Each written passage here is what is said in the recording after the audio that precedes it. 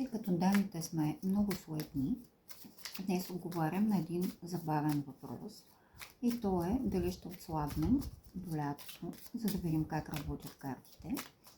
И да видим дали пък наистина ще отслабнем до лятото.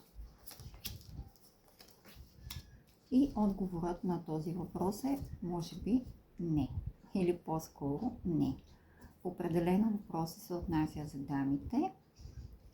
И искам да ви кажа, че трябва да, ако искате да отслабвате, което най-вероятно няма да се случи, ще трябва да подходите така по-внимателно към целия процес и като цяло да внимавате какво правите, как подхождате към това нещо, да не прибегнете до някакви остри такива диети, гладувания и прочее, за да може да излезем, слагам и себе си в това число, за да може да излезем от тази ситуация по така правилния начин и като цяло по-скоро отговорът е може би не, защото реално нямаме нужда от това. Надявам се да ви е било забавно. Ако искате и вие да получите отговор на въпрос, на който можем да отговорим просто с да и не, можете да ме потърсите на лично съобщение.